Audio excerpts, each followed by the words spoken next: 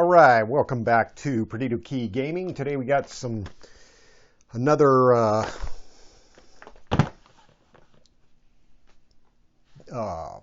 well, I guess card game, from one of the big box stores anyway. Pandasaurus Games of Austin, Texas. Let's see, it says 2 to 4 players, 20 minutes, ages 8 and up. Distant Island, Golden Treasure, it's a game of luck, bad luck, quick manipulation, and exhilaration. You've found your fortune. So let's see what we got here. I'm guessing, from the looks of it, it is a card game, although there's some sort of pen involved here. All right, so the aforementioned cards, some sort of pen, 4 markers. So you got, let's see, it says you got 47 treasure cards, 12 cards of each color, purple, orange, green, and gray, except gray has just 11. So treasure card boxes will be crossed off during the game. Once all spaces on a treasure card are crossed off, it's completed. Completed treasure cards will earn the number of points in the upper left. There's a seal that can score bonus points on completed treasure cards. You got 8 expedition cards of 6 different patterns, 4 score cards, 1 round card. So let's see what these. Is this a one-shot game with these markers? That's a good question. Are these, cards able to wipe on, wipe off? Kind of feels like it. Gee, they're, slightly smaller than regular playing cards, it feels like. Whew, kind of a strong smell, and 4 markers. Only 3 now because I dropped 1. But you set up the game, you give each player a marker and a scorecard, which they place in front of them. Shuffle the treasure cards, deal 4 to each player, and then each player selects 2 of the cards and places them face up in front of them, and the other 2 cards get put back into the deck of treasure cards. So shows Sarah received 4 treasure cards, chose 2 of them to play with.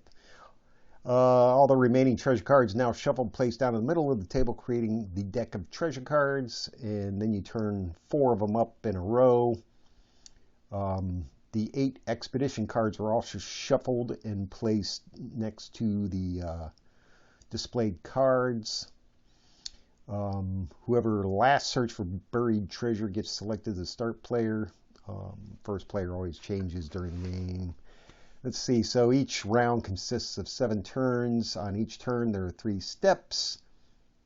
Step 1 of each turn, a single expedition card is revealed. This expedition card applies to all players. Then everyone simultaneously crosses off boxes on one of their 2 treasure cards in the pattern shown on the expedition card. So there's an L-shaped expedition card, so this guy gets to cross off an L shape on his one of his treasure cards. One of the treasure cards. Pattern can be rotated left to right, otherwise must be kept completely unchanged and complete. So if a player does not want to use one of the revealed expedition cards, they can instead cross off any single box of their 2 incomplete treasure cards. You must cross off a box each turn. So if a player crosses off a box with an X symbol, they have to immediately cross off another empty box anywhere on their 2 incomplete treasure cards.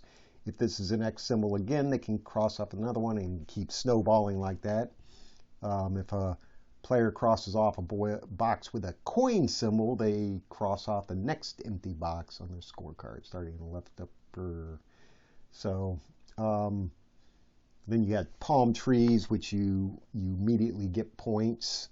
If you complete one row of coins or a treasure card, they announced that, and now it's that player's turn apparently. So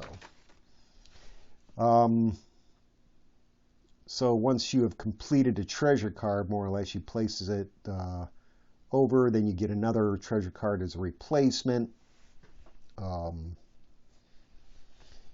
In the rare case that it's used up, then the game continues as normal, but the displayed cards are no longer refilled, whatever that means. I would imagine that happens very rarely then. So at the end of the round, 7 of the 8 expedition cards in total were revealed in the way described and used by all the players to cross off the boxes. So 7 turns, you use 7 of them. So the 1 expedition card is not revealed, not used. So the game ends after 4 rounds. Any treasure cards not completed don't earn any points. And then you total up the number of points that you cross off and each trophy, and you get points and everything like that. So seems like it would take more than 20 minutes, but pretty simple, I would say. Here's the scorecards right here.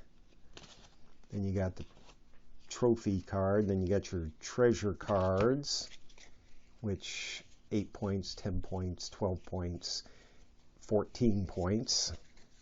So some of the treasures are obviously more important or of bigger value. And your expedition cards have various patterns on them.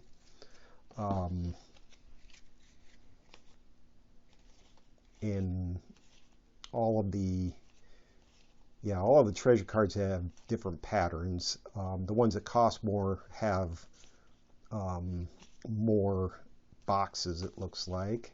Yeah, definitely. So to get more points, you have to do more. So that makes sense, more or less. Anyway, that's silver and gold. Pretty seems a little more complex than the last game that we did, the Fox and the Hunter game or whatever that was. But and like I said, I don't know if that's 20 minutes. It seems like it would take more time than that. Anyway, that's all I got for today. Let me know what you think in the comments. Have you played this game? Is it fun? It looks like it's just kind of a hurry up and play, but you're all playing simultaneously, so it might be fun. You can, guide your 8-year-old to victory if you want. Anyway, that's all I got. Let me know what you think in the comments. Hit like, hit subscribe, and we'll see you tomorrow for some more Perdido Key Gaming.